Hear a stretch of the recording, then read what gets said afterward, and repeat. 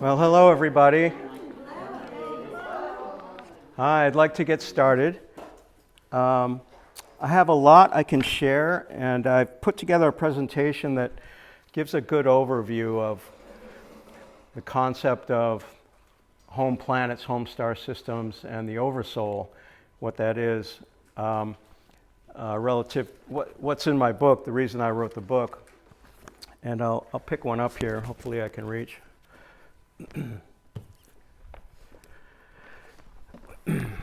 My name is Greg Martins, and I'm happy to be here. And to see all your wonderful faces, so much interest in this topic, it makes my heart warm, because I've always been a star man, and I've had enough experience now where I could write a book that was worth reading. So my book is called Star Journey Home: Connect with Your Home Planet and Oversoul. The Oversoul being the higher part of a person's soul. I published this in June, and it actually won a book award through Pencraft. I submitted my book for award competitions, and Pencraft selected my book as a second place winner for nonfiction in religion/philosophy. And I went to Las Vegas recently, just a couple weeks ago, to pick up the award with 25 other authors.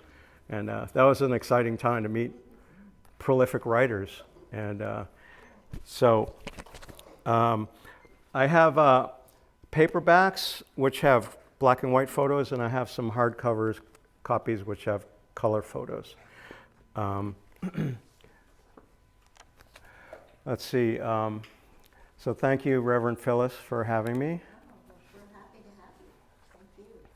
Would you like to say anything about the church or upcoming events before I start? No, I think we're good. Okay. Yeah, but thank you for the offer. Sure. So I'm videotaping the talk. This is the first time I videotaped a talk for myself, and I'll put it on my website afterward. It'll be on YouTube and all, so you all can reference it. You could even copy the link and send it to somebody, friends of yours, whatever, and then they would be able to watch the video. So connect with your home planet and Oversoul. What does that mean?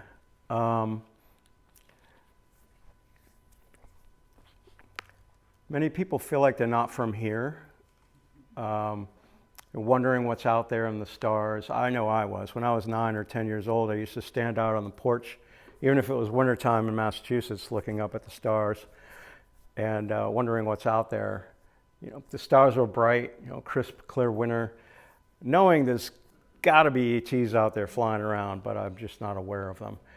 And so what it means to have a home planet means that that's the first place that you experience uniqueness and identity as you.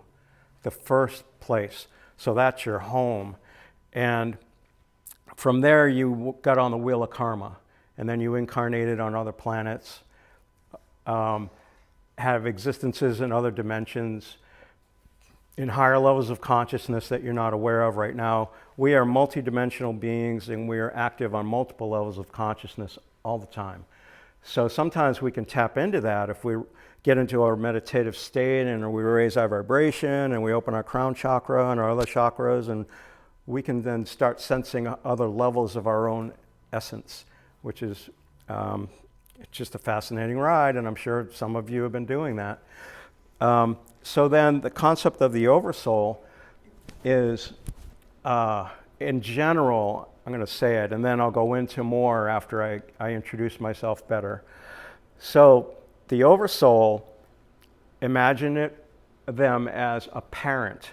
They're a being on your home planet, and when they wanted to have an offspring, the offspring came directly from their own soul essence. With the approval of Creator and the soul's angel, that this was agreed that the offspring would come from this person's own soul essence. So in that way, they are your parent, and they are they are the higher part of your own soul essence. You come directly from their own soul essence. So on my home world, which I'll get into, I could be standing there looking at my Oversoul, but yet, so I'm physically separate from them in the high dimension that I'm from, but yet I'm part of their own soul essence. So physics is just starting to consider that this can be real. How can you have two particles, let's say, that are separate from each other but be intimately connected? That's being worked with now in physics. So just accept the concept, consider it. Everything I say is for your consideration, but this is what I've found to be real. So on your home world, your parent is your Oversoul, the higher part of your own soul essence. And like I said, I'll talk more about that. So what I like to do is talk till about 8:15 and then open it up for question and answer. So my background, as I mentioned, I was drawn to the stars as a child. I always had a fascination with the stars, and it's never left. Let's see, when I was in high school, I started working with meditation, exploring the idea of going out of body. That really excited me as a kid. You know, gosh, we could go out of body. I read Bob Monroe's first book maybe at that time, or somebody else's about out of body travel, and I was just excited. I learned about meditation, and I learned about my human energy field at that point too, because this man in town who I asked about out of body travel, he said, well, learn about your human energy field before you go out of body, because when you're out of body, you're just in your energy body, and you need to know how it feels and how it might work. So I started studying the human energy field, chakras, the 7 main chakras, the crown, the third eye, the throat, the heart, the solar plexus, the second chakra, and the root chakra. And of course, we have minor chakras at all the joints in our body. And I started working with my dreams at night, sleeping dreams, because it was exciting. I just wanted to explore. And my dreams went from nonsensical and black and white to color and having substance and usefulness, where I actually started seeing meaning in my dreams that reflected what was going on in my life. I started working with remote viewing, practicing remote viewing, breathing energy. In order for me to feel energy strongly, I can feel the pressure of the energy between my hands when I push, and I can feel it move, all the energy in my whole energy field at the same time when I push on it like that. But I wanted to get more in touch at that time, so I started breathing energy, breathe it in this way, breathe it out that way, breathe it in this way, breathe it out that way. And I actually found that when I did that, it would loosen up my energy body, and it would give me a better chance of going out of body too, so that was kind of a fringe benefit. So I was doing all this in high school, and I wanted to work for NASA. I decided that when I was, I guess I was 9 years old, 7 years old, 8 years old. Yeah, I saw Neil Armstrong walk on the moon, and I said, yeah, that's for me. I want to do that. So I set my sights on being an astronaut. And I went to college at Embry-Riddle Aeronautical University in Daytona Beach, Florida, which was all aviation at that time.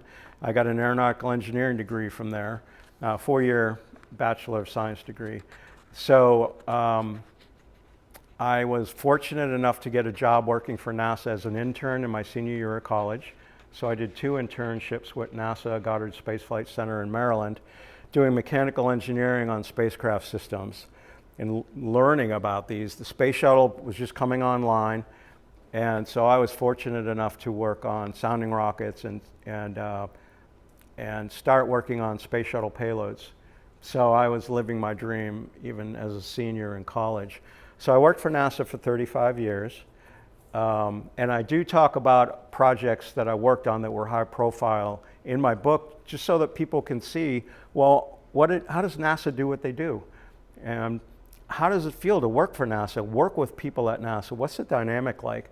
So I share that, And it also helps to develop my character, so you can see how I developed as a professional, and it translates right over into how I handle the metaphysical realm, the same type of approach.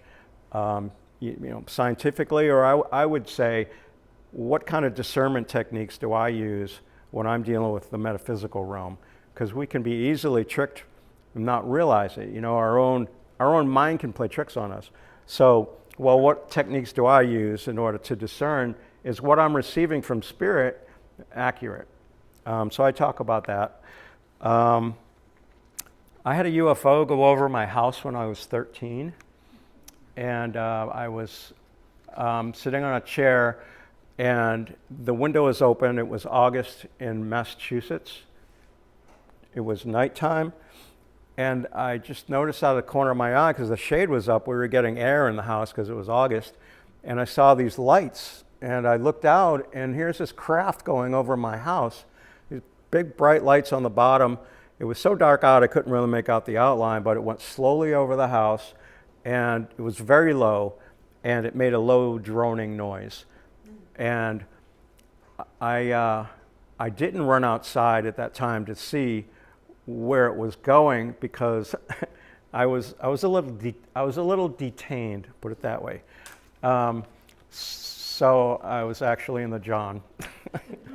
Got to tell you, because I know you're wondering, well, what does he mean? So I was on the John, and so I did not run outside.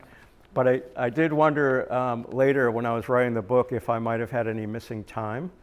And I thought, well, no, I must not have had any missing time, like getting beamed up on the spaceship, because nobody was knocking on the door telling me to get out, right? So there were no airports nearby. There was no helicopter, rotor blades, So it was obviously a spacecraft to me. Was it? Sorry? What year? I was 13, so that would have been 1974. I was born in 1961. I'm 65. Now, I've had connections with ETs in my dream state, even started when I was in high school. And I've experienced them in meditation many, many times. And I've experienced them on 3 times on Native American Vision Quest, where they took me out of body fully conscious. So the Native American connection, I started getting involved in Lakota Sioux Native American ways, spiritual ways, in the mid-1980s. And on 3 of my vision quests, as I said, extraterrestrials took me out of body, and I was up on their craft. And they did not let me see them. They did not let me remember seeing them when I came back to my body. And I needed to discern what happened to me when I was back on my blanket on the vision quest. You're on a blanket in the middle of the woods for 24 hours. And when I came back to my body, each of those times I had to discern, well, what just happened? And so I was able to discern that, and then the chief who was leading the vision quest confirmed it, validated it, and there were other validations of the experience by talking to other people that were on that vision quest.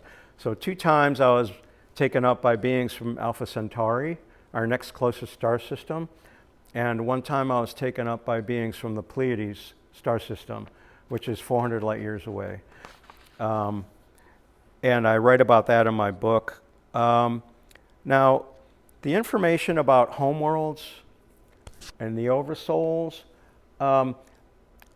let's see, I started helping people by looking into the Akashic Records for people's soul records, to see, well, where is their home world? Where's their home star system?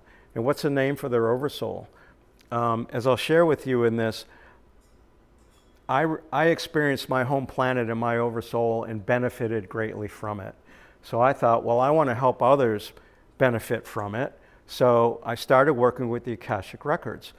And I'll share about how I got involved with that in a little bit. But the Akashic Records are like a cosmic library, an energy library of every event, person, or place that's ever existed or occurred. all these things, people, events, animals, places, all have energy. So an event happens, and in the future, that energy still exists. It doesn't go away. There's always an energy echo. So spirits in some way have organized these energies, and we call it the Akashic Records. Maybe these energies are in a ring around the planet Earth, you know, for Earth's experiences and activities, or maybe these Akashic Records soul energies are in people's energy fields, or maybe these energies are just in a much higher dimension that are pretty well disconnected from Earth. You know, I don't know because I haven't inquired. I think maybe all three are true. You know, there's probably a mix. So the Akashic Records hold any information that a person might want. The better off you are as an intuitive, the more information you can gather. It's kind of that simple. The more you practice, the better you are. So I started working with the Akashic Records in 1993. And to give you another validation for the existence of the Akashic Records, Edgar Cayce was one of America's best psychics. And in the mid-1900s, he had done about, they say, 14,000 readings for people. And his information, his readings for people are recorded in books that are in the Edgar Cayce Foundation in Virginia Beach, Virginia. It's called the Association for Research and Enlightenment in Virginia Beach. So he would go into a trance while lying on a bench, and he would then give a reading to a client. Maybe they had questions about their health or money or things of a personal nature. And he would be able to go into their Akashic record, see what the cause was for their illness, whether it was in this life or a past life, and then give them a remedy to help them get rid of the illness. And he turned out to be very accurate. Medical doctors were like amazed. And even in some cases they said, I don't know that you should try that because that doesn't sound right. But then they would try it and it would work. And then they'd figure out why it worked. So he was a phenomenon, and he is known internationally. So he was accessing people's soul records. Same thing as the Akashic Records. So what I use the Akashic Records for are finding people's home planets, home star systems, a name for their oversoul. What do they look like on their home planet? You know, what's their form there? And also doing general readings. People have questions. And then also I've done readings for people that have questions about their health. Where do their ailments come from? How can they get rid of the ailment? And I do write about it in my book, in the chapter called Healing in Past Lives. And one woman, Susanna, I helped her get rid of about 50% or more of her lifelong psoriasis. We think that the remaining psoriasis is because she's leading a very stressful life right now. And psoriasis is connected to stress. And 2 Akashic Record sessions together. And I'm just so grateful that I was clear enough to be able to help her that way, because the clarity's got to be there in order to get the information clearly. And using forgiveness, you know, with her forgiving the people that were involved in these past life traumas that caused the psoriasis, and with her claiming back her power, and forgiving her mom in this life, because that was part of the issue. Clearing that energy caused the psoriasis to go at least 50% away. And she was so clear that what the work we had done was the reason for it, as she wrote a testimonial for me, and it's in the book. So I want to share with you my experience of my home planet and Oversoul.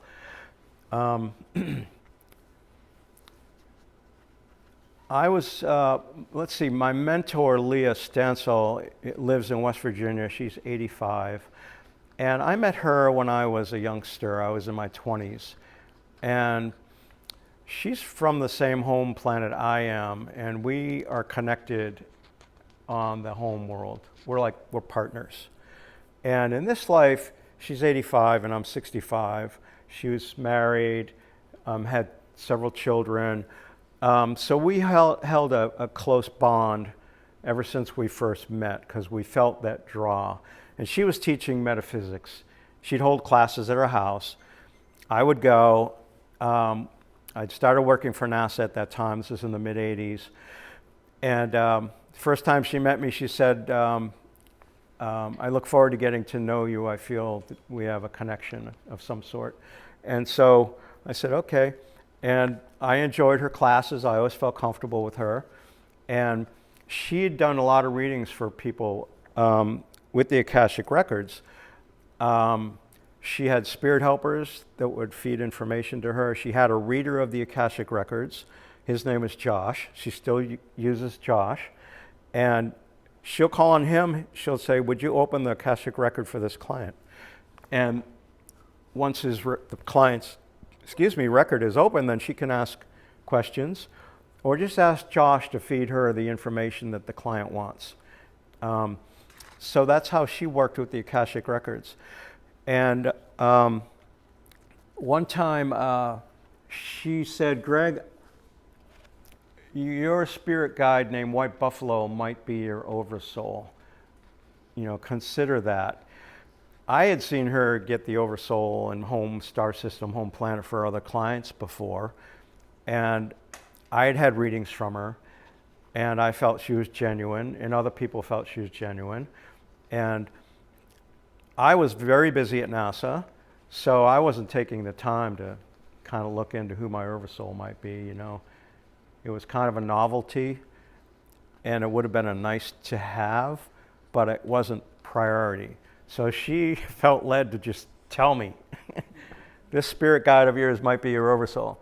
And White Buffalo is what I called him because I see him as a Native American with an eagle feather bonnet.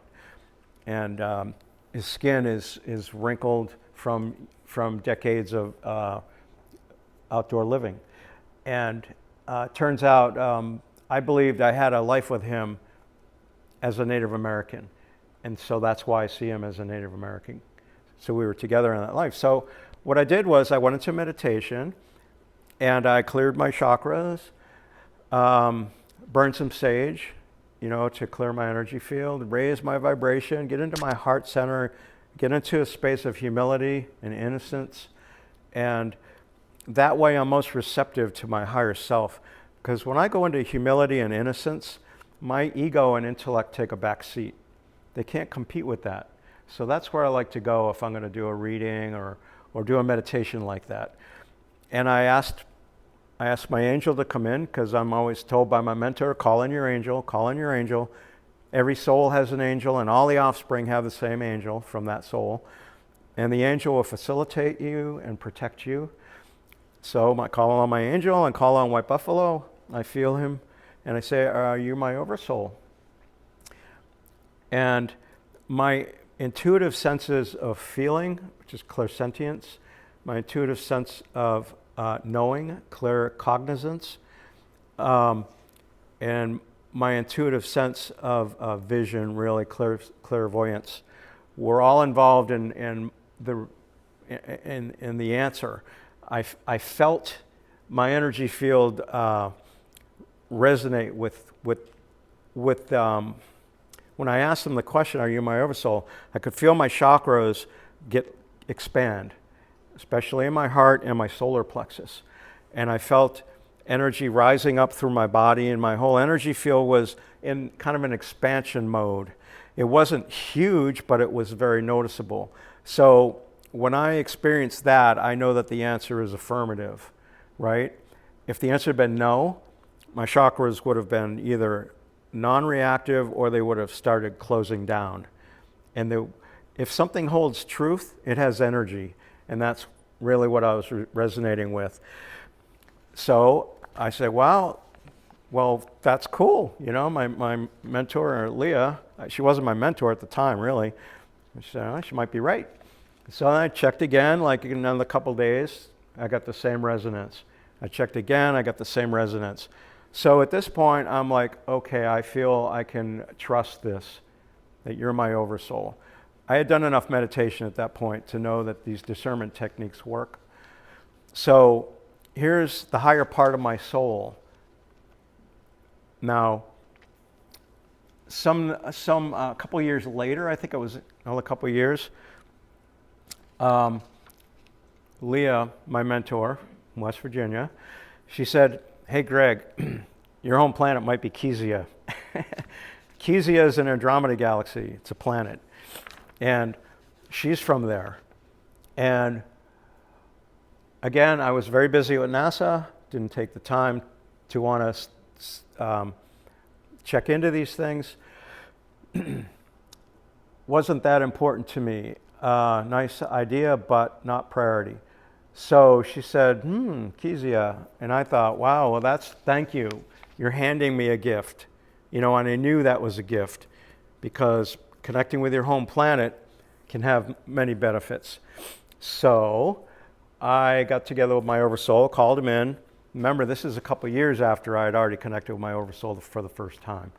So I've been calling on him when let's say I was at NASA and I was walking from one building to another and I was stressed out, right? Because I was a mechanical lead engineer at NASA, so I had a lot on my plate. So let's say I was stressed out walking from NASA, one building to another. I would call on my Oversoul sometimes and my angel, and I would ask them, hold me close. Please hold me close. I need your comfort. And I would relax and open myself to the reaction, right, the result. And I felt this nice, peaceful energy just well up in my solar plexus, and the calm would come in. So there's an example of how an Oversoul, you can benefit from your Oversoul connection, right? The higher vibration essence of your own self. So I knew that was beneficial. So connect with my home planet. What I did was I asked my Oversoul in meditation, is Kezia my home planet? I didn't know if it was or not. Leah never told me that my Oversoul was from Kezia, so I didn't know. She wanted to withhold that information so that I could personally check it out. So I asked him, am I from Kezia? And rather than him giving me an answer through hearing, clairaudience, like hearing it in my head, yes or no, or hearing it clairaudiently, like somebody was standing next to me, or rather than giving it to me as a feeling, what he did was I felt a thread of energy coming out of my solar plexus, traveling. And I felt it connect to a planet. I could see it in my mind's eye, and it felt like Kezia. There's a knowing, claircognizance, that we have as an intuitive sense, knowing, claircognizance, where you just know something, and mother's intuition. You know things just aren't right, or it's a good idea, and you encourage your child, things like that. It felt like Kezia, and that was how he gave me the answer. It was through experience. And in Native American traditions, this is often the way they work. You ask a question, well, they give you an experience to help answer your question. Native Americans, that way, that spiritual path. So he gave me the connection to Kezia, and it felt like home to me, right? It didn't just feel like I was connecting to Kezia and it was no big deal. It felt like home. It felt, I felt a sense of home within me, support, gentle support. It was peaceful. I felt a security there, and I felt supported. It was like it was holding me on some level in my soul, my consciousness. That's what it felt like. That was very nice. So I connected to Kezia many times after that.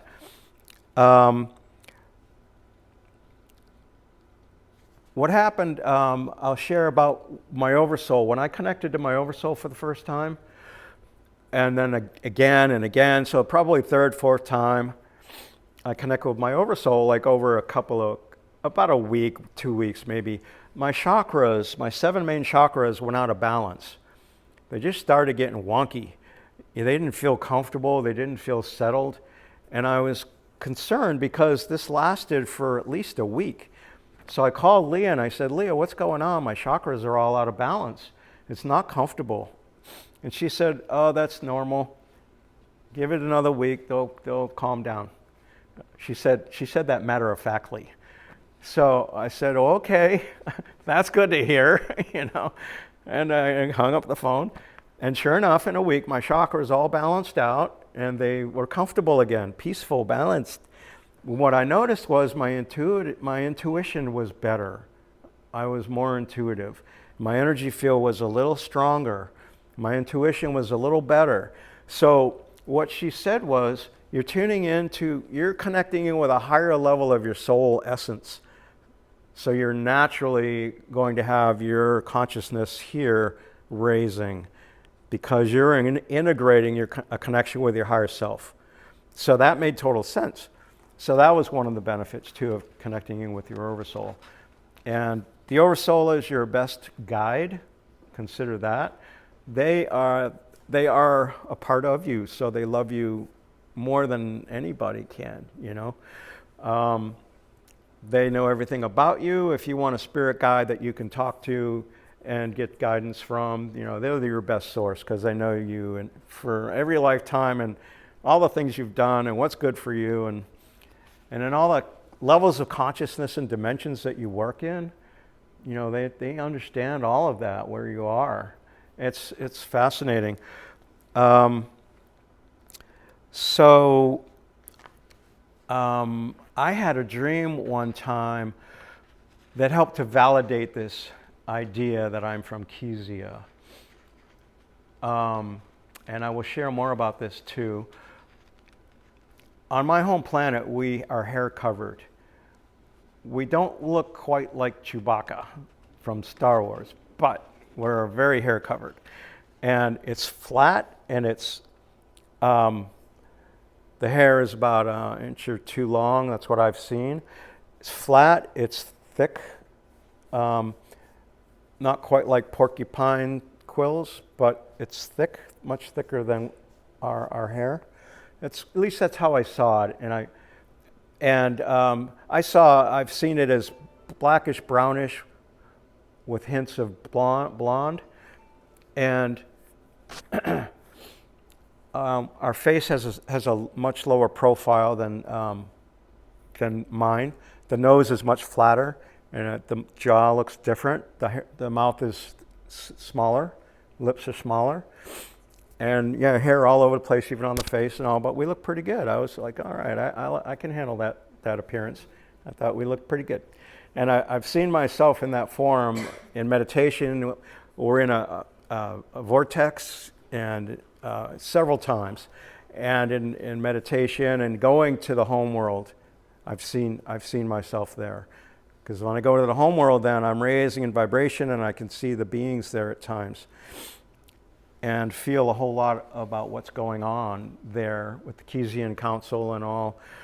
So I had this dream one time. I was not thinking about Andromeda Galaxy, where my home planet Kezia is located. I was not thinking about ETs. I was very busy with NASA.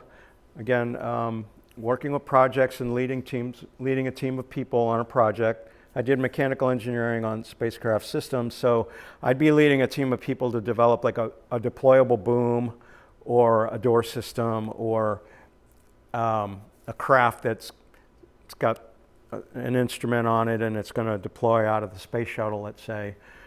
Things like that. Fascinating work. I loved it. NASA was an awesome place to work, great people. I was very busy with that, so I was not thinking about my home planet or Andromeda. So one night I have this dream.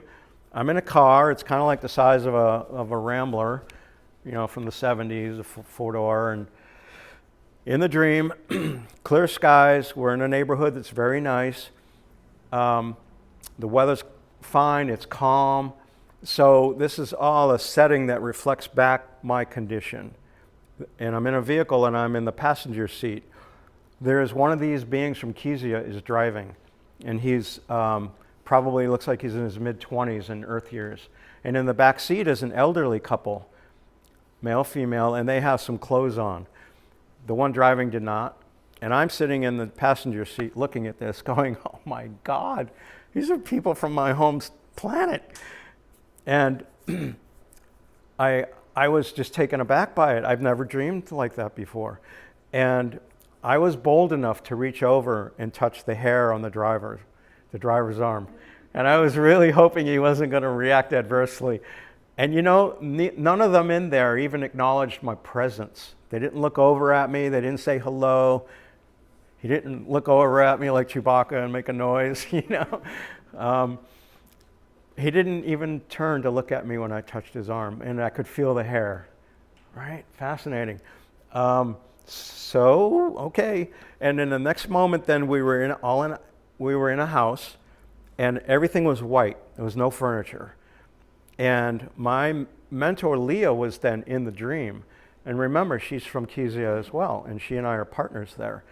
She appeared in the dream. She went off with the driver, and I was standing there with the elderly couple.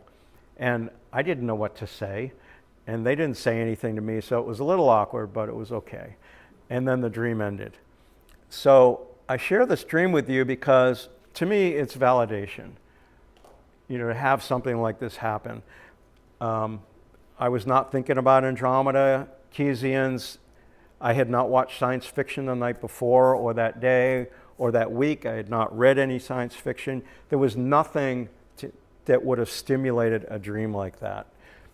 So those are discernment, you know, tools to use to kind of figure out, well, where could that have come from, you know, a dream like that.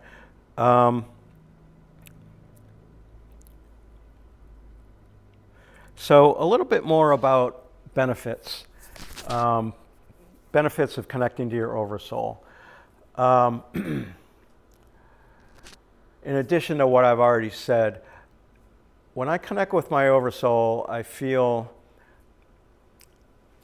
safety, and I'm tuning into them right now so I can just go off of what am I feeling. I feel an empowerment, you know, more self-confidence, more centeredness in my wholeness, my sense of being. What is my, you know, who am I really on a higher self level? Connected to myself on a higher level of thinking, of being. I feel my heart opens more. I feel encouraged. This morning, I was feeling down. And it got to be about 12 noon, and I felt my Oversoul's energy here, and I felt an upliftment, and he gave me this energy connection with tonight's talk, and it lifted my spirits. I felt good, I felt empowered, I felt motivated, I felt assured. So, you know, they got your back, and they help you in that way. And then the home planet, you know, whenever I tune into my home planet, I feel that support, that sense of connection, of gentle safety, security, and support, presence. Feels like home. I've connected to many different planets, and they don't feel like home. So special feeling. Let's see. I'd like to share with you a little bit about how I got going with the Akashic Records. You see, as I said before, I wanted to use the Akashic Records to help people.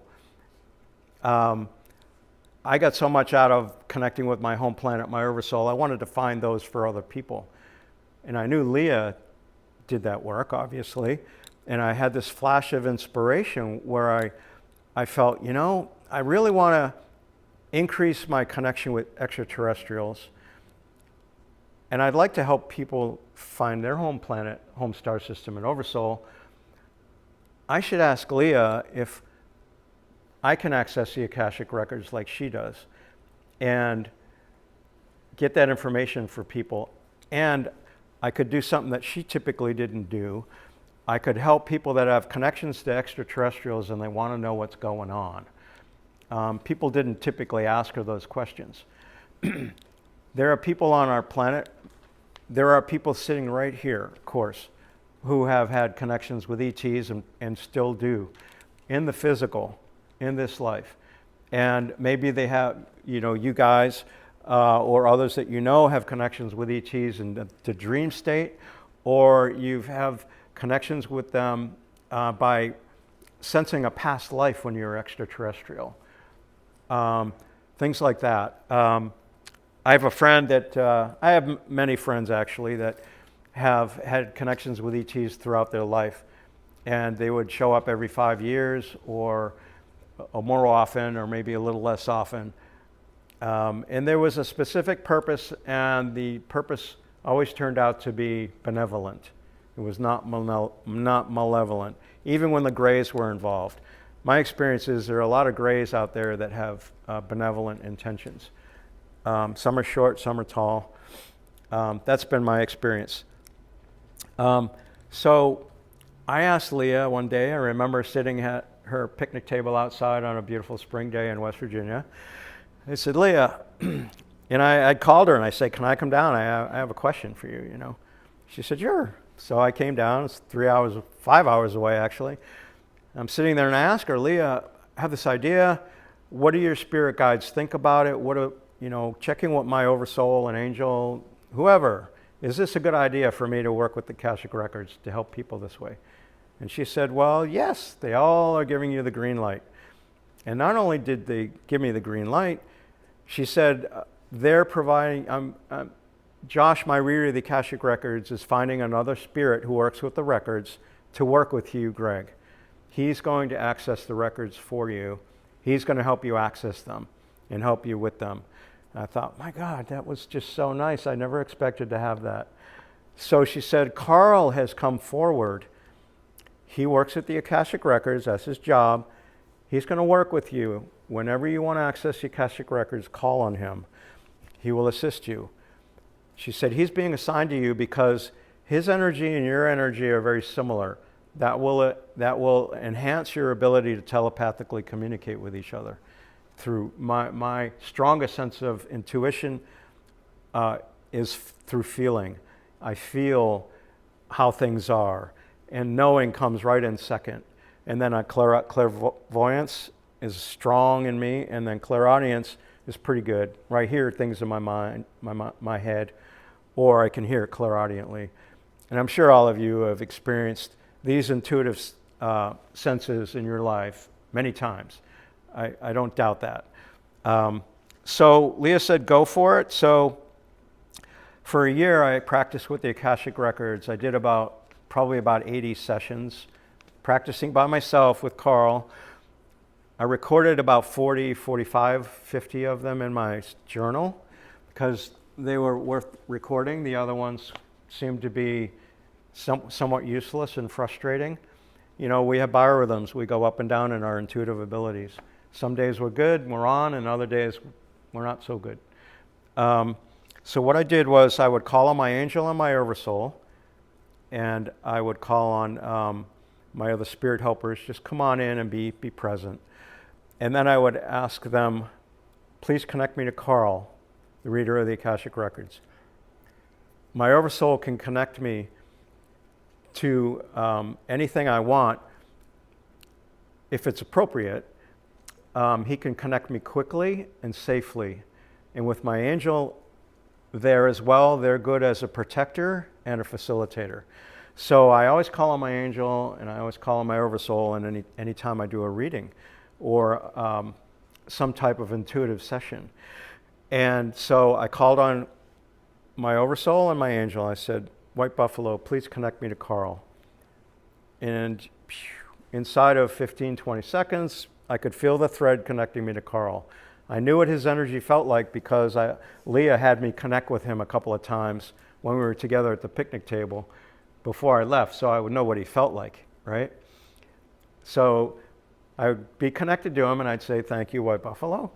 Please stick around. And then I'd say to Carl, connect me to the Akashic Records. This is how I started out, right? So what he did was I saw this representation of the Hall of Records appear in front of me. Big wooden doors and a fence this way that looked concrete, stone of sorts. It was not ornamental.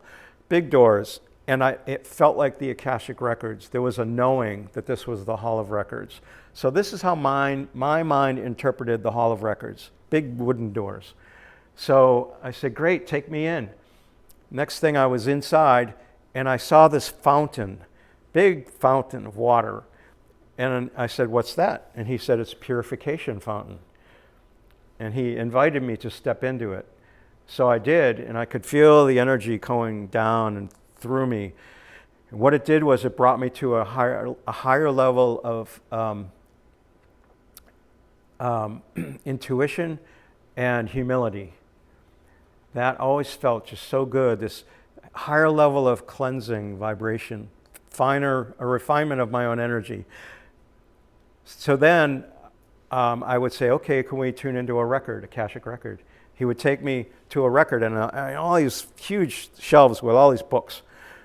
He took me to a record, and the first time, let's say, I'm looking at this stand, it holds a big book, 11 by 17 pages, on the left and right. They're white. I can't read a thing on them. I don't even see anything on them, right? They're white.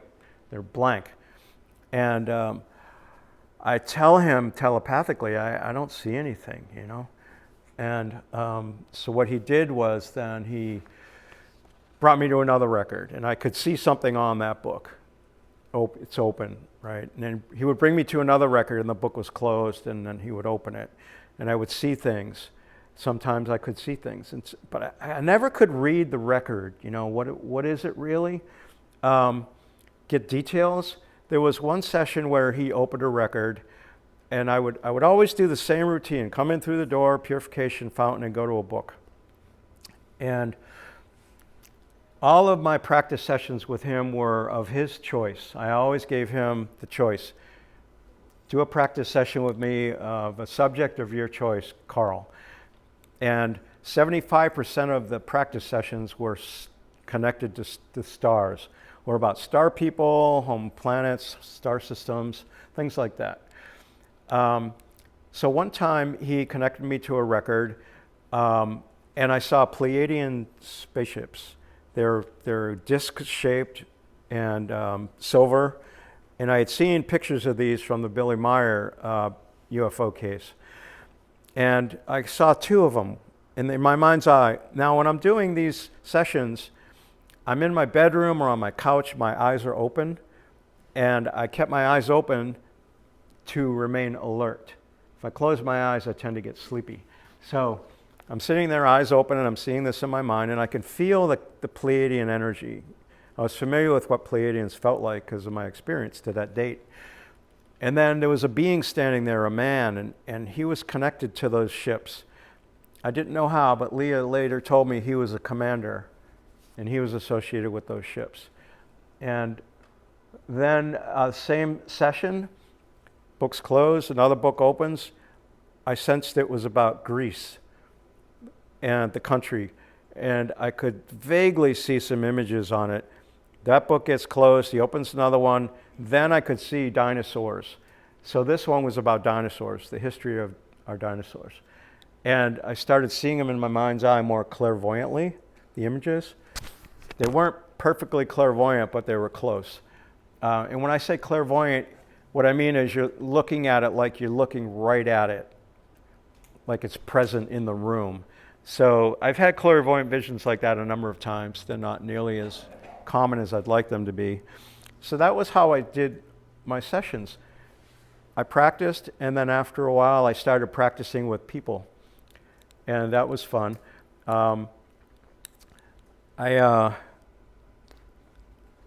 See if I have an example of that. I don't. I'll give you one example. My girlfriend at the time was interested in this kind of thing, and I said, Bridget, would you like me to find out where your home star system is? I'm all excited, right? Can you be my guinea pig? You know, no charge, of course, you know, you're my girlfriend, and I'm not going to charge anybody for these sessions because I have no idea how well I'm going to do with it. First time, I don't know, maybe I had already tried a session with a couple of people before I asked Bridget if I could try her. And, you know, it's nerve-wracking, but I would have the client sit in front of me and call on my reader of the records, Carl, open the client's soul record, you know, and feed me information that's appropriate for them, you know. And so I asked Bridget, we were walking in a park one day, and I asked her that, and she said yes. And I told her, let's see, I can't remember right now, honestly, if it was Sirius star system or it was the Pleiades. I think it was the Pleiades. And I told her which planet I was which star system I was getting as her home star system, and she said, that resonates. And I told her, well, let me look at the planet. Let me see if I can get a name for the planet. I couldn't get a name for the planet during that walk, but I saw the planet was lush with green. And I told her, I see that, it's very green. And she said, I've always loved emerald green. And I said, do you want me to see if I can get a higher self name for you, a name for your higher self, so that you can tune into the higher essence of your consciousness, not necessarily your soul, but it would connect you to a higher level of your soul. There's no question if you have a higher self name. I had one. Spirit gave it to me on a vision quest at that time. They said the name, and they said, don't forget it, Spirit. And three words in the name. Okay. And I realized that later it was my higher self name, a higher self name that worked for me. So every time I said that name, I could feel a shaft of energy in my crown chakra go, pew. It opened up my my crown chakra, so I could sense my higher essence a little better. So she said, yeah, find me a higher self name. So we're walking, and I asked Carl, the reader of the records, give me a higher self name. And I heard Sophia, and she said, her jaw dropped, and she said, I've always loved the name Sophie. So what's the connection? You know, there's an obvious connection there. Where did Sophia, that name, come from? Is it her name from another lifetime? Several lifetimes? Who knows? But it activates her higher self. So she resonated with it. There were some other things that I said that she resonated with as well. So that was a fun practice session. That's an example of a good one. You know, a lot of them you seem to miss, you know. But typically there are some things that I get right when I do it, when I did a reading back then. And it got better and better, and then I started charging when I would do the work, because it's nice to have an energy exchange. So the message here is practice, practice, practice. You know, when you're trying to do something like this and endeavor into a new realm. Let's see. Do you know what Sophia means? Sorry? Do you know what Sophia means? I don't. It means divine knowledge. Thank you. That fits her. For divine knowledge. It fits her. You know, there was one other thing to mention when I was doing practice sessions. I was brought into the atmospheres of some planets. I could feel myself traveling at times when I'm looking into the records. And I've recently learned by reading another person's book, William Bowman, for example, he's done tons of out-of-body travel. And he said, when you're going into a higher frequency state of your own energy, it'll feel like traveling, like you're traveling inward. And so perhaps I was traveling inward to a higher frequency and dimension in some of these experiences with the Akashic Records, because I felt like I was traveling. In one of them, you know, like example, I felt like I was traveling and I ended up into the atmosphere of a planet. And in another practice session, I felt the heat of a star. I could see the star was very close and I could feel the heat, you know, in my energy system. Eyes open, I'm feeling this. So look at the energy in the records, you know, it's real stuff. It's there and you can tap into it that much. There have been other people that have tapped into the energies of of other places when they've been doing remote viewing. Sometimes, like for example, Joe McMonagle, one of America's best remote viewers, wrote in a book one time, he was remote viewing someplace that had seawater. He ended up spitting up seawater while he was doing this remote viewing session. That's how tuned in he was. Holy cow. So here's an example of traveling and another example of connecting into my home planet. This is in my book. It's an excerpt from my book. So again, this is about my home planet. I felt this is what a practice session with Carl, the early days of practicing with Carl. I felt my consciousness begin to travel as Carl, my reader of the Akashic Records, initiated the practice session. I didn't know what the session's topic would be, but based on past sensations in the Hall of Records, I understood I was being brought deeply into the energies of a record. Occasionally, when I access the records, it feels like I'm traveling, and the travel associated with this particular session felt familiar. My mystery destination had a home-like feeling, safe and pleasant. After a moment, I realized I was entering the energy of my home planet in the Andromeda Galaxy. It was a couple of years prior to this that I became aware of my home planet and my appearance there. I didn't know if this traveling sensation was simply a journey into my own record and soul essence, or if part of my consciousness was actually traveling to Andromeda, 2.5 light years away, 2.5 million light years away. Andromeda Galaxy is our next closest spiral galaxy in our local group of about 100 galaxies. When I stopped moving, I felt taller, and I realized I was hair covered. From past experiences, I knew I was perceiving my form on my homeworld. I felt unusually content and peaceful. And remember, I'm sitting upright, eyes open, probably on my bed, experiencing this deeply tapped into my Akashic record. When I stopped moving, I felt taller, and I realized I was hair covered. From past experience, I knew I was perceiving my form on my homeworld.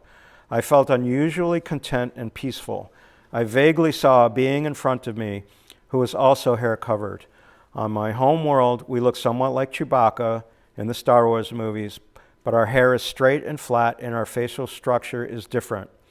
I had experienced myself in my homeworld form to a limited degree a handful of times before and vaguely observed other similar looking beings, almost always while I was in a meditative state. Another validation for the existence of myself on my home world. Now, how I receive information for people with the Akashic Records now, I don't go through the elaborate process of going into the Hall of Records and the purification fountain and then asking to connect to a record. I just simply call on my spirit that reads the records and I ask him to open a client soul record. That's how my mentor does it. So it's quick and it's accurate. I work with a spirit who works with the records now, whose name is Abraham. We changed from Carl to Abraham because my energy had changed. You know, I had developed my energy system more, so it was more appropriate to have Abraham after a while because his energies were more aligned with my energy at that point. So I call on Abraham and ask him to open a client soul record. When I call on Abraham, I feel him, and then I feel the record about 3 feet in front of me over here on my left, and when I feel it open, and I feel like it's the soul record of the person I want to read for, then I start to ask questions, and I ask the client to start talking. What is it they want to know? And it's neat because when the record opens, I can feel that it's their record. There's a knowing, you know, and that's how that's what I gauge to make sure I got the right record. Sometimes I've had this happen where it's rare, but that the book will not be opened, or there'll be cobwebs on the book. And Spirit doesn't want the book open because the client's supposed to get the information on their own, or the client's not ready for the information they want to ask. It's rare, but sometimes that happens. And then I just have to tell the client, I'm sorry, this is what's going on. And sometimes they say, I know, I'm supposed to get that information on my own, right? I'll say, yeah, that's what they told me. And they say, I've been told that before, So sometimes that's how it goes. The most common home star systems, the Pleiades, the Sirius star system, the Sirius A, B, and C, Aldebaran, Arcturus, those are the main ones. The Pleiades, we have three star systems. The Pleiades is an open star cluster 400 light years away. And all the beings that come from the Pleiades, the Sirius star system, Arcturus, Aldebaran, and a number of others that I would say 95% of the home star systems I found for people are in dimensions that are much higher than this dimension. So if we went there in a spaceship, we wouldn't even see the planet maybe, or we wouldn't see the beings on the planet. It's like that. And so that makes sense too for the manifestation of an offspring from an oversoul, where an offspring is created with thought and intention. That's how they're created. And in a high vibration dimension like that, things can manifest like that. You try to do that here, it doesn't work. We have the physical birthing. So on these other high vibration planets, it makes sense that an offspring can be manifested by thought and intention. Right there, boom, they're manifest. And they could be manifest as a child or an adolescent. I'm told that when I was manifested on my homeworld Kezia, I was manifested at the age of an adolescent. And then I started having my wheel of karma. My oversoul said, go to Earth, help out. Maybe Atlantis was the first time I came here, I don't know. It's the earliest memory I have of being on Earth. What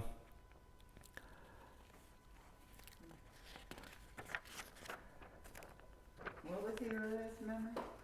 Atlantis.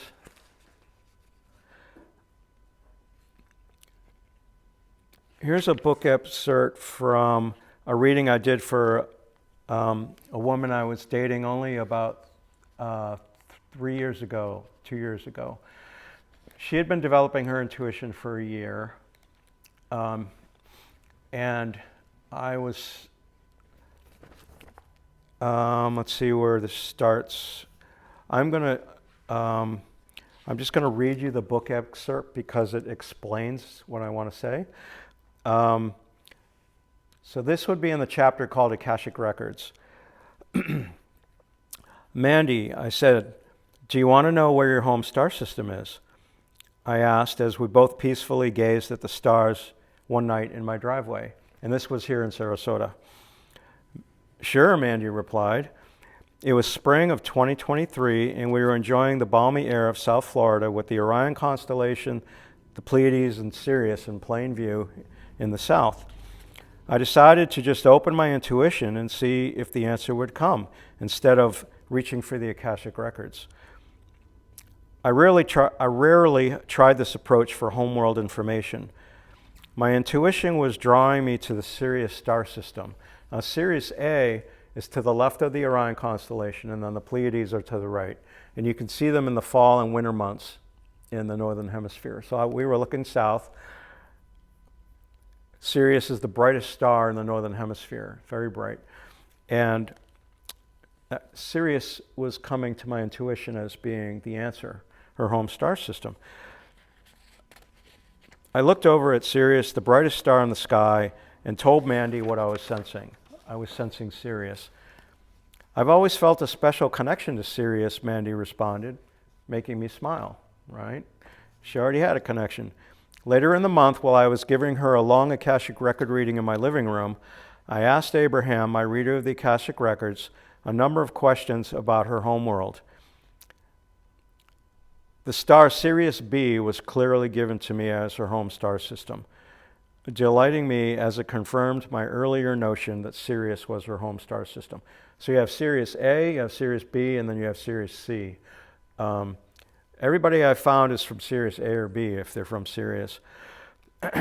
Mandy accepted this answer because she felt it rang true in the core of her being. She had been developing her intuition over the last year, so she had this tool as a guide. I asked Abraham for a description of her home planet. In a moment, I saw lots of water. Okay, and remember, she's sitting next to me on my couch. I'm sitting with her. My eyes are open. I got Abraham and I have her Akashic record open. So I'm just receiving information and I'm sharing it with her as I'm getting it. I strongly felt dolphins and whales on her home planet. I have rarely felt the presence of whales on another world, but I have often seen water and dolphins on planets around Sirius A and B. During several of my Native American vision quests, I briefly saw a dolphin and a whale against a starry background in my mind. Those repeated experiences strongly suggested that dolphins and whales are present on other worlds. I remember that view coming to me on 3 different vision quests, and these are always at least a year apart. Let's see. I asked Abraham what Mandy's appearance was on the planet on which she lived, orbiting the star Sirius B. She appeared as a vibrant energy form, a shaft of light. I also sensed she could take on a denser form if she desired. She could walk on land, swim in the water, or fly over the water as she desired. So she could change her form. I shared all this with Mandy. This is consistent with what I experienced when I did readings for other people having Sirius B as their home star system. It was apparent to me that on Mandy's home world, she lives in a dimension with a much higher vibration than our earthly physical realm, since she exists there as an energy form and can shapeshift. Mandy, I'm experiencing something rather odd now, but I'll share it with you because it may truly be significant, I said, trusting the process. It was odd. I'm seeing an octopus-like creature that feels male. He is a mentor of sorts for you on your home world. She said, "Oh my God, I've always felt drawn to octopuses." Mandy gasped in amazement, her eyes wide, displaying a big smile. "Oh good," I replied, breathing a sigh of relief. I was happy I wasn't misreading. "I even have octopuses on my pajamas," Mandy excitedly revealed. Can you imagine that? Holy cow. At my request, Abraham gave me the name Mandy can use to telepathically call on her octopus when she desires. So he's a mentor for her on her home planet. And they say on Earth, octopuses are incredibly intelligent here. When I repeated the name to Mandy that I got for the octopus, both she and I felt it resonated with her energy. This was a feeling response and a knowing response.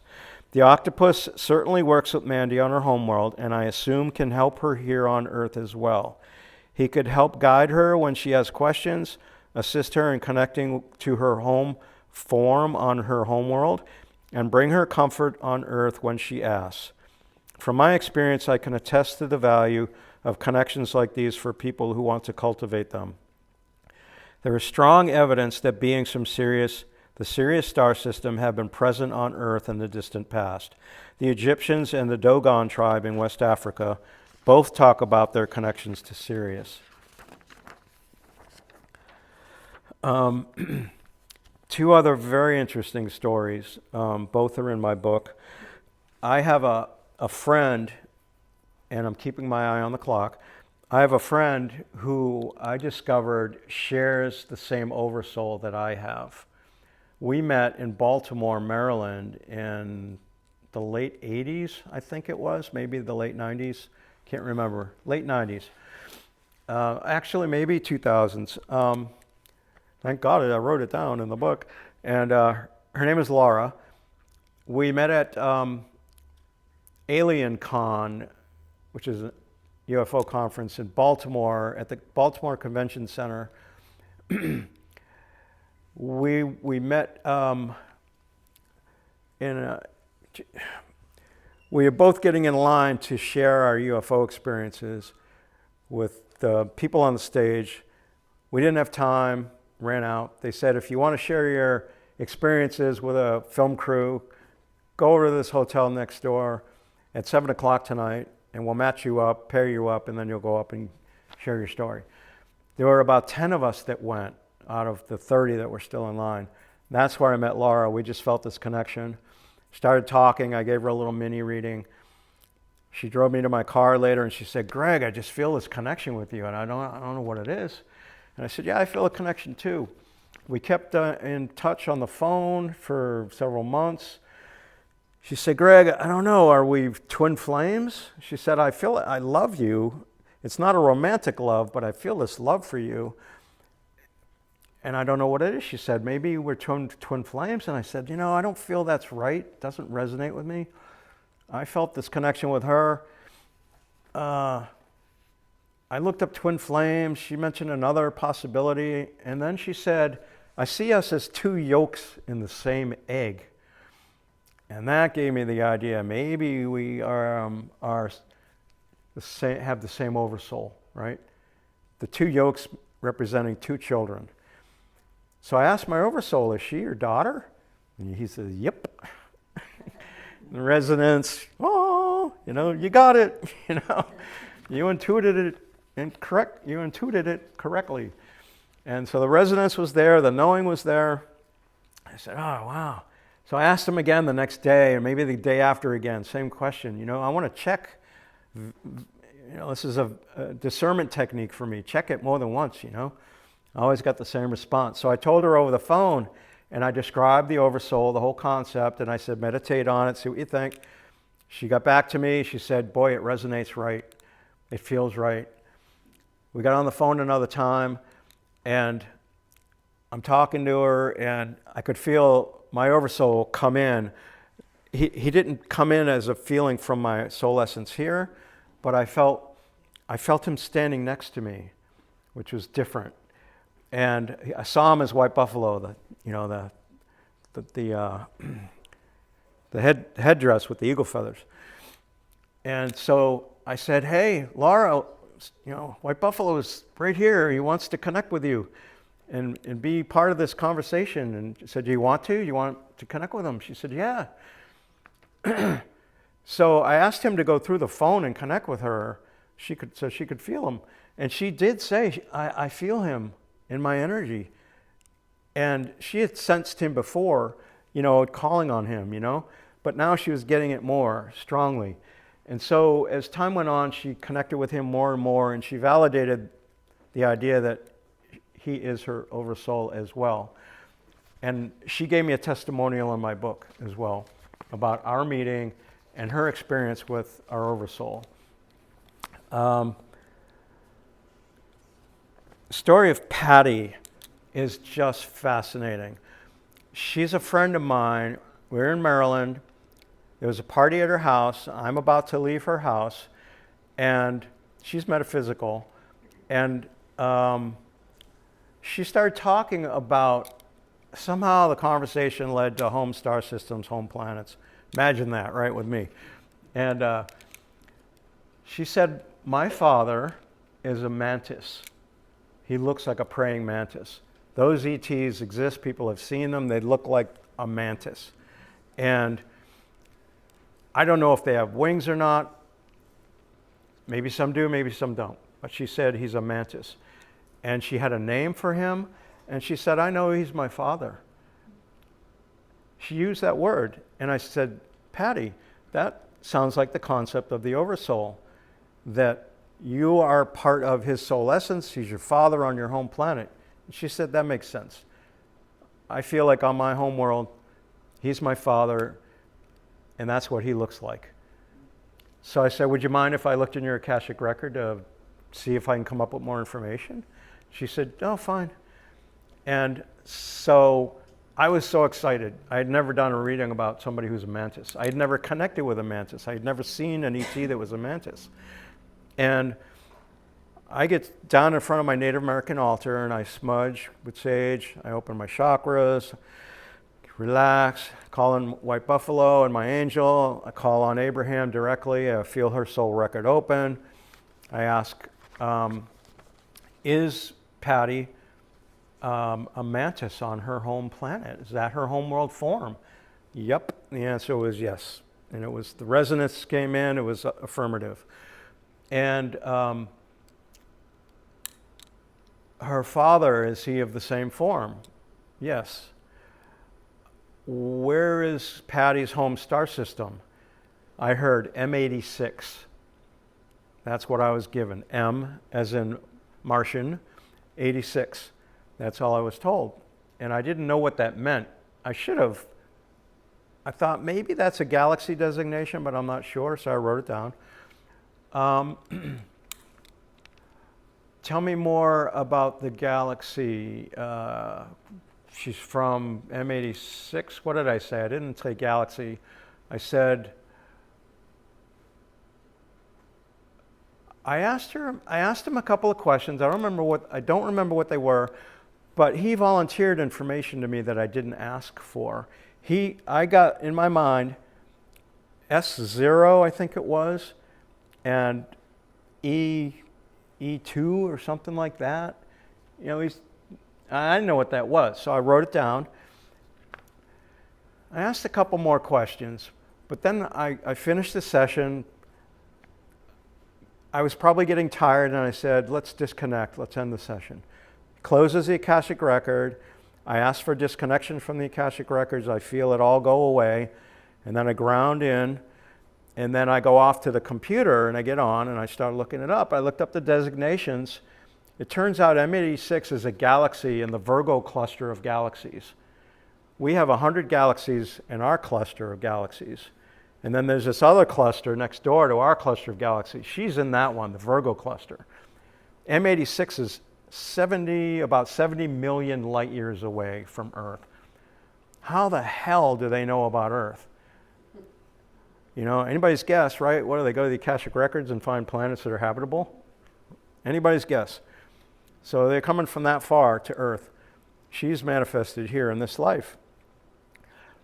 E3 and S0, whatever those designations were galaxy designations. And I looked it up on a chart, and sure enough, they dictate the shape of the galaxy. And I shared the information with Patty, and she was like, wow, that's great. 2 weeks later, I'm lying in bed, and I do energy work when I lie in bed, clear my energy a little bit, go through my chakras, open them up, do some energy releasing, do some deep relaxation. I like to go to sleep like that. So I'm doing this, right? What do you think happens next? A mantis shows up in my mind's eye.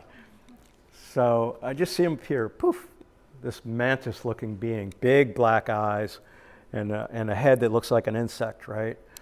And he's just looking at me in my mind's eye. My eyes are closed, and I just say telepathically, well, hello. And he doesn't say a word. I sensed it was male. He's not saying a thing, and then I thought, I'd love to see what he looks like from the waist up, because all I could see was from here up. And then the image expands, and I see from his waist up. Tan colored with some black. I didn't see wings. So he's just there looking at me. And then after a moment, he disappeared. It was like a door opened and he just appeared, and then he left. So I hadn't been thinking about him, mantises or anything, and it was very real. It wasn't clairvoyant looking, but like I'm looking at you, it wasn't like that. It was, but boy, right there, in my mind's eye, about that far away. I figured he was connecting with me because now he had my number. I had connected in with these mantises when I did that reading, the Akashic record reading, and I was connected to Patty. And maybe that was her oversoul. I don't know. I didn't sense that. This is how the stuff works, right? You connect in, you start making these connections. I have other stories, but I'd like to open it up for a question and answer.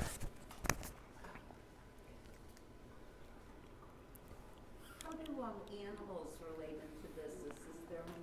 planet, or you mentioned dolphins and whales on another planet too. So how would animals relate in with this, and trees and plants? Oh, I'll speak from experience. Dolphins, I've seen them many times on other planets, the Pleiades and Sirius are the main ones. So I know they're there and they come to Earth, I guess, to help out. Like would he have a oversoul? I don't know. I've never asked. That would be a fun thing to check on, The life of a dog.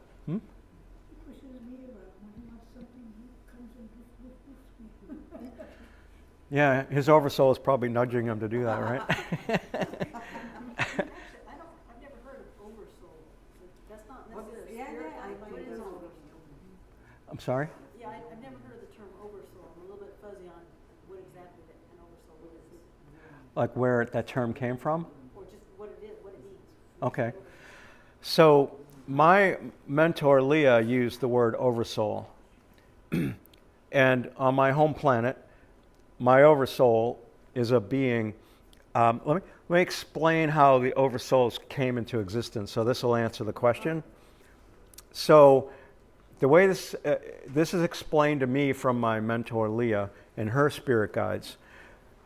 They tell her that when the Big Bang occurred and our universe was created, that all souls were created at that time.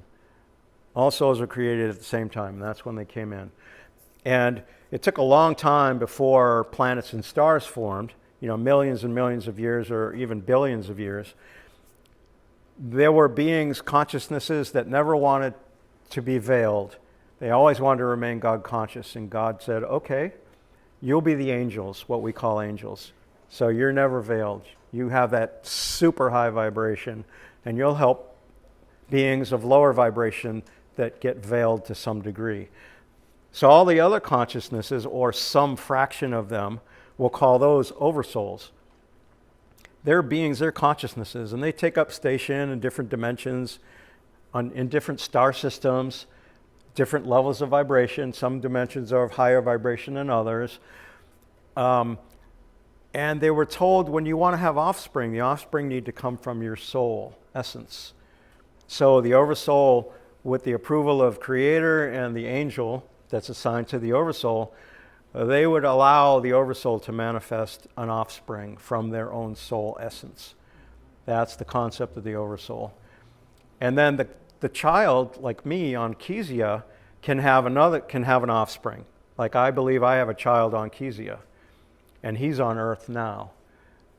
And my partner Leah, my mentor, she has a daughter on Kezia.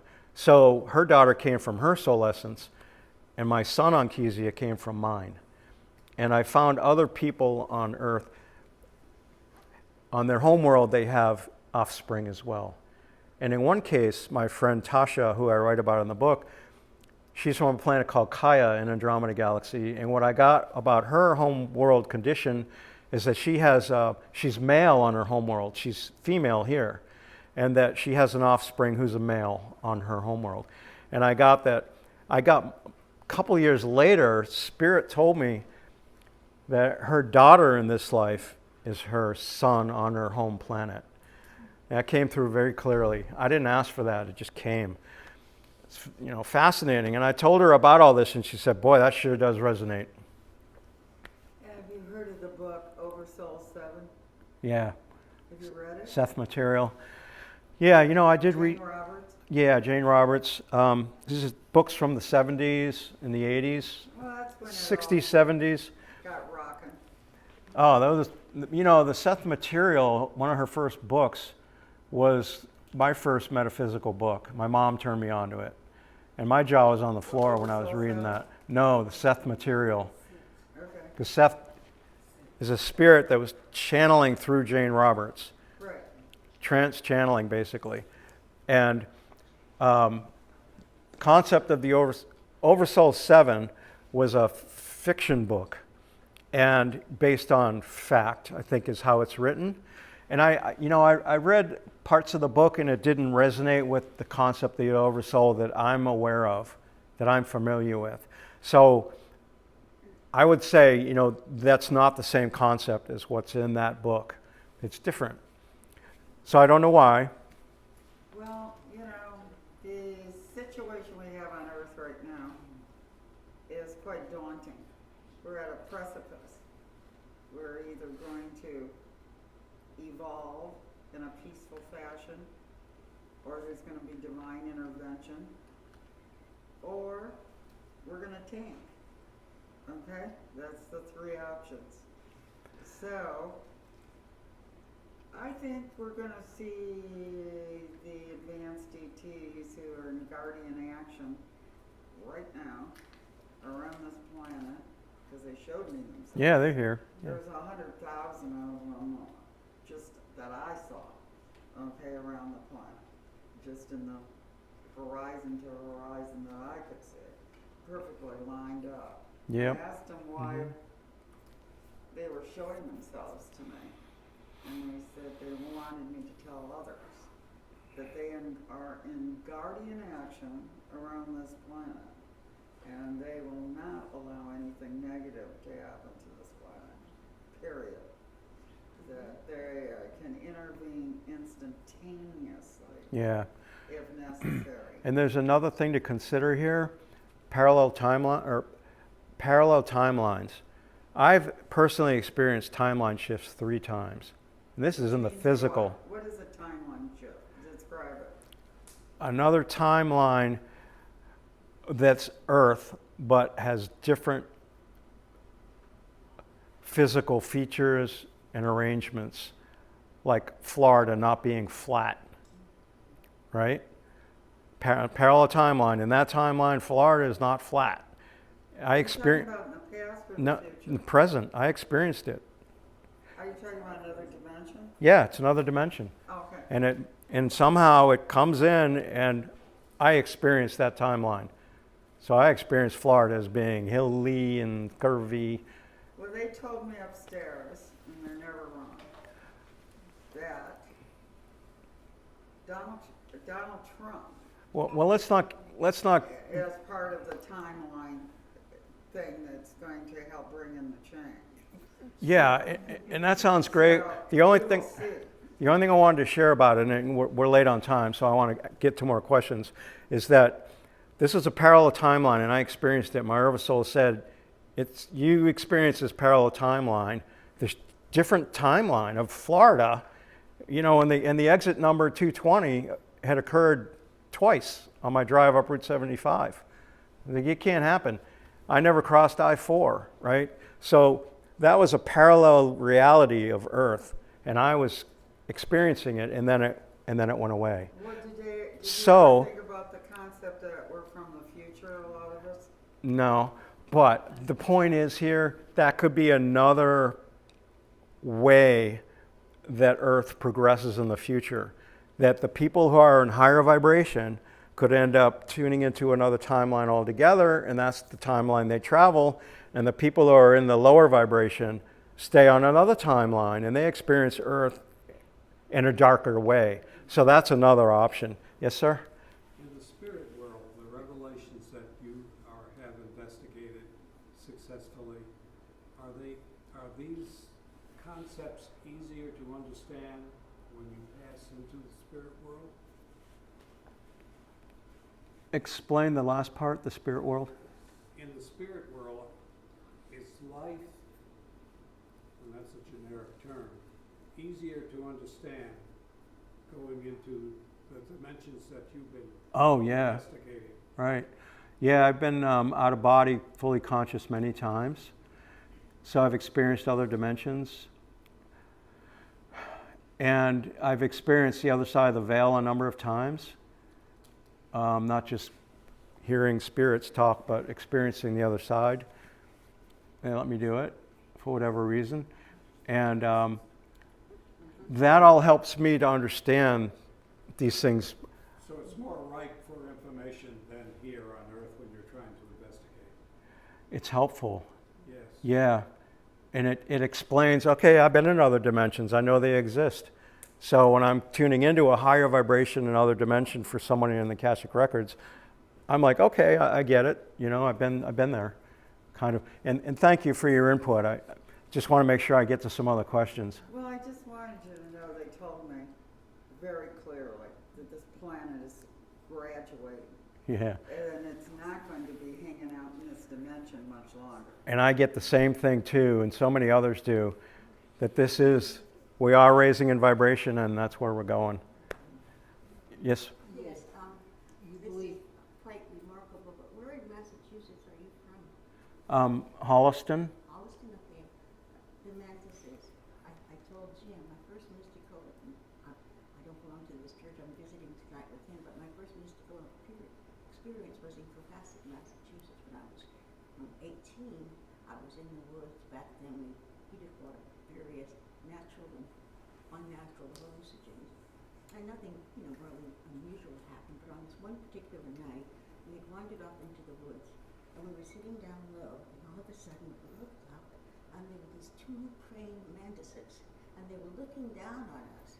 And at first I was frightened, but they were very benevolent. Holy cow. And your name again? My name is Caroline Logan. Caroline? Yes. So Caroline, just for the record here because I get the microphone on, Caroline is saying she experienced two mantises in spirit form. Yes. Coming in. I saw them. I literally saw them. Saw them. Yeah, manifestation even. They were extremely tall. I mean, just like towers. Yes. Wow. And they were looking down, and I looked up and I said to my friend, "Oh my God, do you see the mantises?" And I was like, "Oh," I was kind of frightened. And then they were looking benevolently. Wow. How old were you? 18. Okay. Caroline was 18. Fascinating. Please take a business card and reach out to me if you want to talk about it. I'd be happy to. Sir in the back? Yeah, you believe in past lives, obviously. Yes. All right, like most of us here.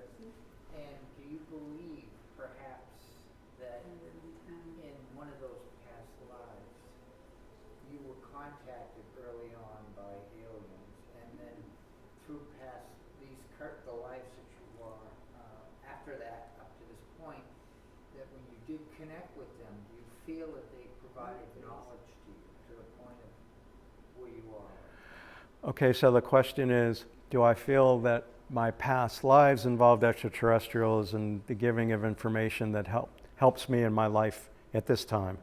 And the answer is absolutely yes. I even say that in my introduction to I think chapter 2, that I felt early on in my life that I was no stranger to extraterrestrials. And my spirit, my different people I knew that were intuitive said, "Oh yeah, there's no question, Greg, you've had connections with ETs well before this." And I've told people several times, connecting with extraterrestrials to me feels as natural as brushing my teeth. It just feels that natural. So that's my role in this life, and it's so exciting, I'm following my heart and soul calling, and it just feels so rich. It's very odd, but yeah. Go ahead. Okay, I just saw a thing as cosmos, and it was on dark energy, and how it's all out there. And then, so I'm thinking, how can I connect to remotely view someone or something on the whole other side of the world? Would it work would that be through something like dark energy? And would that be why information is sent to other planets where time doesn't mean anything, like, how you can quickly connect to another planet or something, would be that energy that's everywhere? I would just take dark energy out of the equation. The question involves connecting to another planet or someone on the other side of the planet, for example, to communicate or experience, like remote viewing. Yeah. And yeah, dark energy I've never considered it's part of that, because dark energy is a term used to explain the expansion of the universe. That's what it's for. The universe was expanding, and up to a certain time period, then they saw the universe started expanding at a faster rate. And they have no way of explaining it, astrophysicists. So they call it dark energy. And it's probably got to do with other dimensions and what's going on in all these other dimensions. But to communicate, across the planet or to another star system, I don't know what exactly allows us to be able to do that, other than our consciousnesses are God essence. So we are connected to all it is. We just have uniqueness and identity in a physical form right now, but our consciousnesses are from the divine. The Oversoul's consciousness is from the divine. There's no separation. The Oversoul has uniqueness and identity, and then me as an offspring has uniqueness and identity. I'm never separate from the God essence. So therefore, I have access to the entire essence of God to some degree. I got that. The kingdom of God is within. Jesus said that. Hello. See, like there's just energy everywhere. Yeah. And so like electricity drives something else, but it's all. Somehow you can telepathically connect anywhere you want. I've heard others talk about that. And here I am connecting into star systems that are far away, through the Akashic Records and what's going on there. I'm not sure. But another question? When you read the Akashic Records, do you ever ask questions about, is Christ returning and when?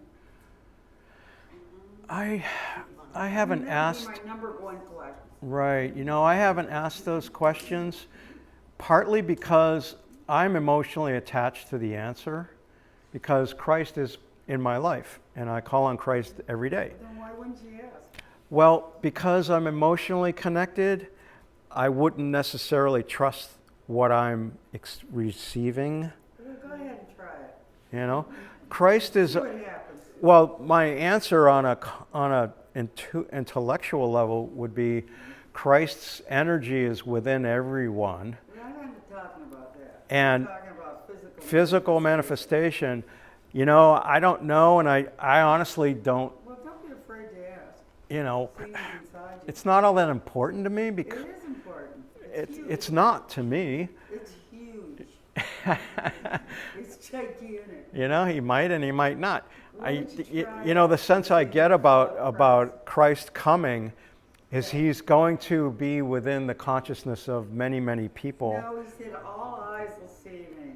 Yeah. This is going to be a huge event. Well, that would be awesome. I'd love to see It's him. not going to just be something that you feel inside of you. Well, maybe, I don't know. Phyllis, did you want to ask anything?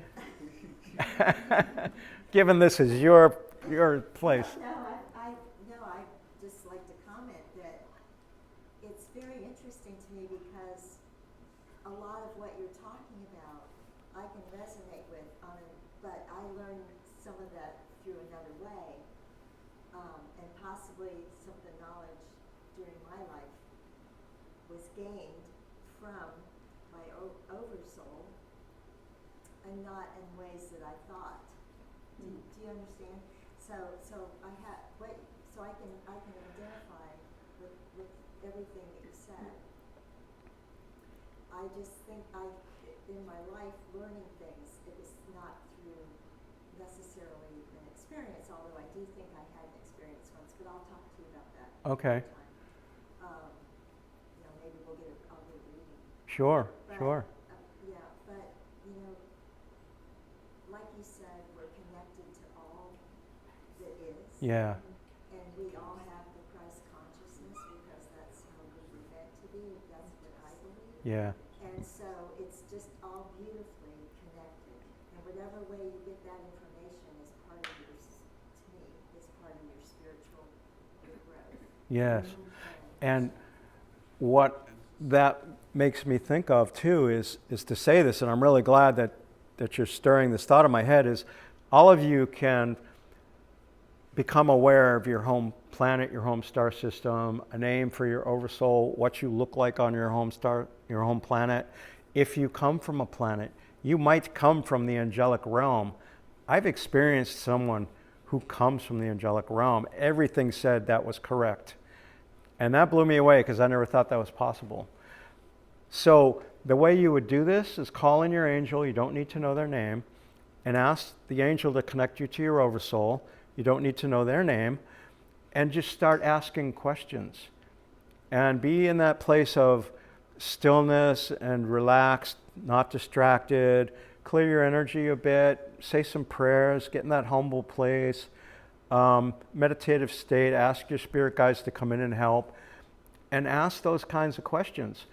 And just be willing to sense whatever you sense. You might get answers in many different ways. Somebody brings a book and shows it to you, you know, or you have a dream, or you get the answer kind of in your own consciousness while you're asking. There's many different ways answers can come.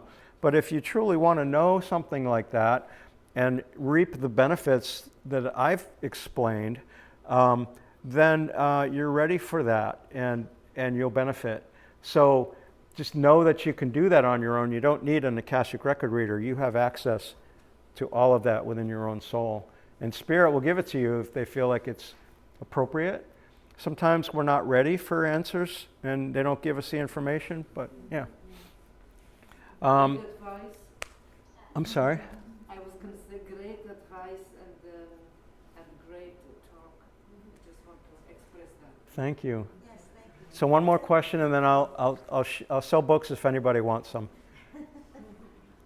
Okay, now I've had two different experiences with the witnesses seeing UFOs, totally different vision experience both times. Should I look at that as something further than what it may have been, just that I was lucky, you know, right place, right time, or should I start thinking of that as something further than just luck? Yeah, like why it happened? Yeah. Yeah, definitely.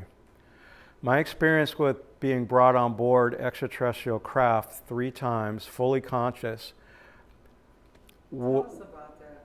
was that, well, Reverend Phyllis, I need to ask you about time. Yeah, you can take all the time you want. Okay, thank you. My experiences with those were, they did not let me remember seeing the beings or communicating with them. You know, I don't know why. It's in the subconscious. I did a little bit of investigating under hypnosis after that, and I found that I was on the bridge of one of these craft, communicating and working with the ETs on the bridge with navigation and stuff like that. So there's more. So then I think anybody who's had connections by seeing spacecraft in the sky or dreaming about these ETs are experiencing just a thin layer of what actually happened. Like they may have taken you on board, part of your consciousness, and you all had a party, or they did a downgrade, you know, a download, energy download. They gave you a tune-up, you know, things to help you in your life, and then you just don't remember it. My sister was one of the witnesses. She doesn't even remember seeing it. Yeah, how about that, right? What's all that about? Right. You know, it happens to a lot of people that get brought up in these ships, you know, time gets strange. Yeah, very, very different. Now, just so that you realize that, okay, these experiences I had in out-of-body travel, being what I say is I was taken out of body, fully conscious by extraterrestrials on 3 of my vision quests, and they brought me up to their spacecraft. Now, Where were you? Were you in bed sleeping or what? I was in the woods on a blanket in Native American Vision Quest ceremony in the Lakota Sioux tradition. time? Sorry? Each time. Each time. Yes, each time. At least a year apart, you know, each of these, right, experiences. In the Native American tradition, the Lakota tradition on Vision Quest, you're on a blanket, you're on a butte or by yourself somewhere, and Mary Thunder was the native elder who was watching over me in spirit. And she had many other people were on the hill having vision quests at that time. I was just one. And the purpose of the vision quest is just to ask Creator and my higher self and my angel, whoever, spirit, you know, I go up and I just ask, show me what you want me to know. What do you want me to be aware of? What do you want me to be doing in my life? That's my question when I go on Vision Quest. You know, I just humbly say that, you know.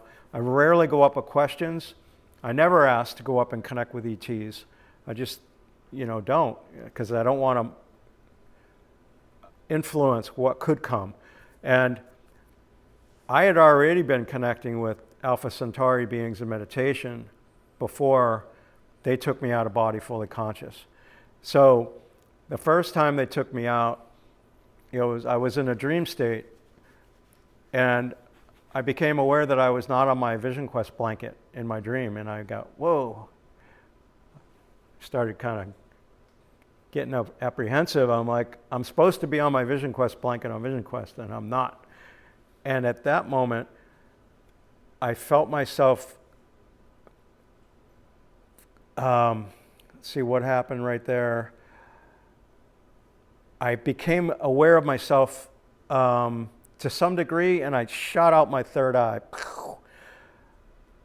And I was flying through a powder blue tunnel, corkscrew tunnel, and I ended up in this room, cylindrical with spherical ends, so it looks like I'm inside of a scuba tank, right? The shape.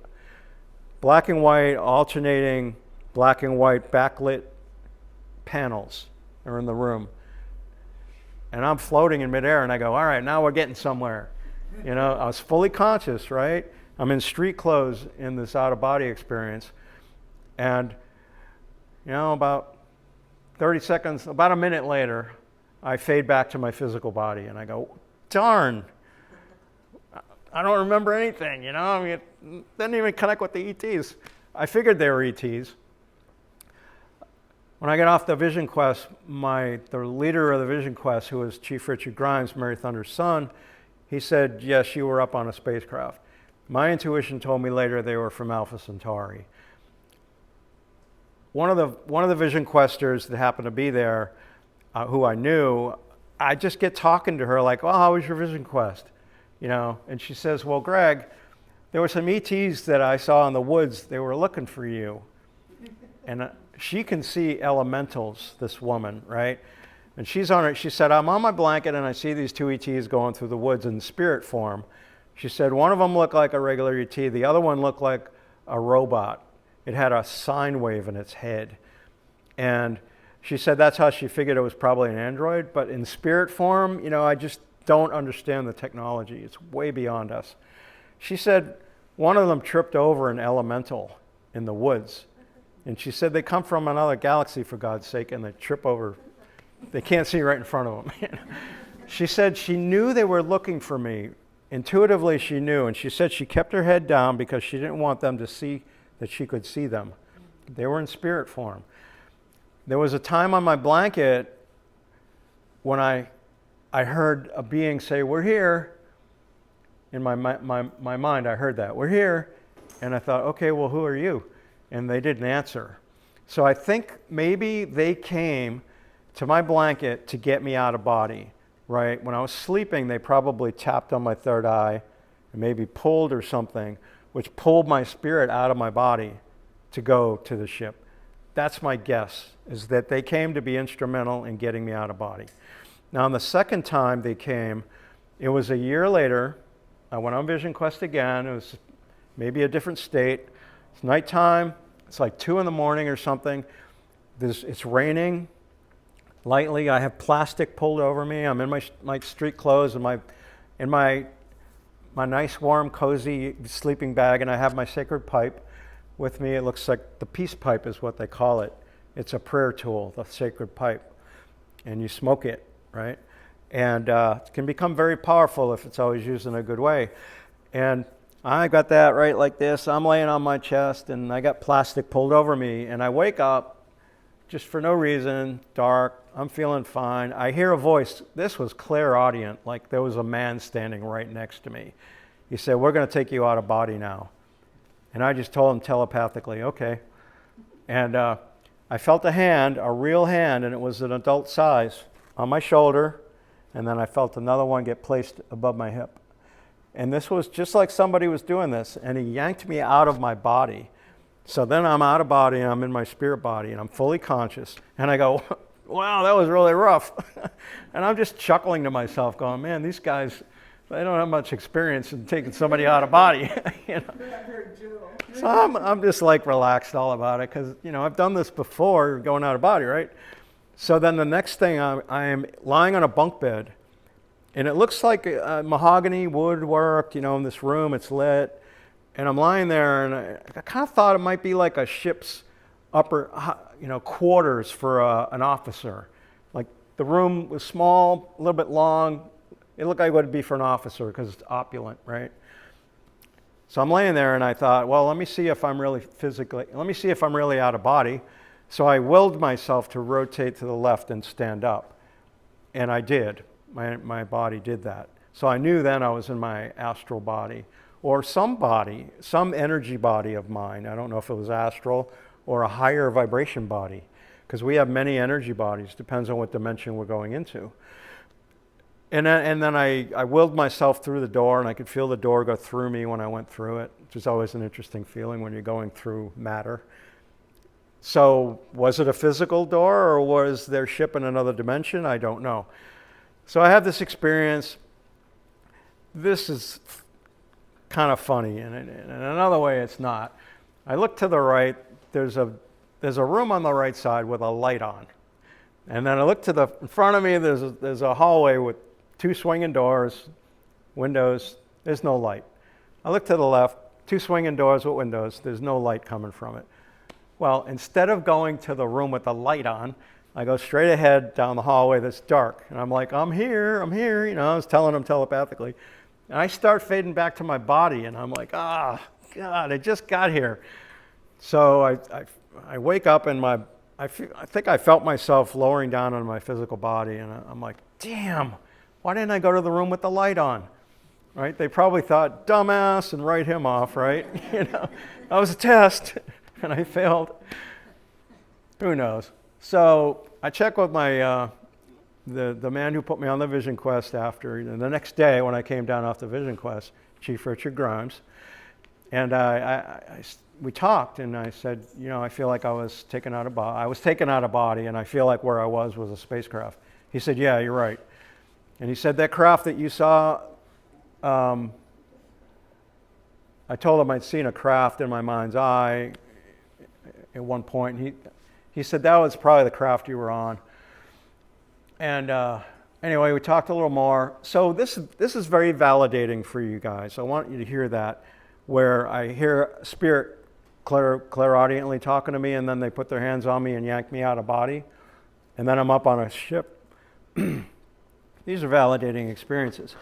What did the people look like on the ship? They didn't let me remember what they saw, what they looked like, but later I realized that was Alpha Centauri beings, and they do have somewhat of a reptilian background, so they could see, you know, the skin would have some scaly things like, but these guys were benevolent. And the third out of body with Vision Quest was several years later. I was on my blanket. It's in another state. Nightfall is coming. And before I fell asleep, I started dreaming. How did this work? I did start having a dream, and in the dream, I see some people talking, and there's 2 or 3 people that are dressed in dress clothing that you would see if people are having a martial arts competition, and they're dressed in their high-end clothes, and they weren't wearing outfits that they would use to compete. It's dress clothing. So I saw 2 or 3 of them like that, and I go, oh, maybe these people are involved with Tai Chi, because I had been involved with Tai Chi at that time. 2 of the people, the men, started walking away from the group, and I'm dreaming this while I'm laying down, right? And one of them looks at me, so our eyes connect, And at that moment, I felt myself starting to go out of body, out my feet, real gently. But it was obvious I was going out of body. I could feel myself going out of body. And I go, oh, these guys are good. They were so gentle, right? Next thing I know, I'm standing fully conscious in a craft. And I'm looking, it appears to be a window because my peripheral vision sees it, excuse me, like that. And stars are going by. I figure I'm in a spacecraft, and the wall is white. And then all of a sudden, the stars reverse direction. And I thought that was very odd, but then later I just realized, well, they changed direction. You know, the ship was going and then it turned around. And after a little while, again, that one fades away, and I fade back into my body.